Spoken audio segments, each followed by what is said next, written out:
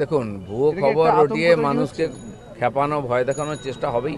কেউ ঘাড়বাবেন না, আর এই রটনাতে কান দেবেন না। সরকার একটা পলিসি ঠিক করেছে, ফুটপাত না থাকলে মানুষ যাবে কী করে। বৃষ্টির দিন আমি দেখেছি রাস্তায় জল জমে আছে, ফুটপাতে দোকান, মহিলারা পর্যন্ত বাধ্য হচ্ছেন কাপড় তুলে ওখান দিয়ে হাঁটতে।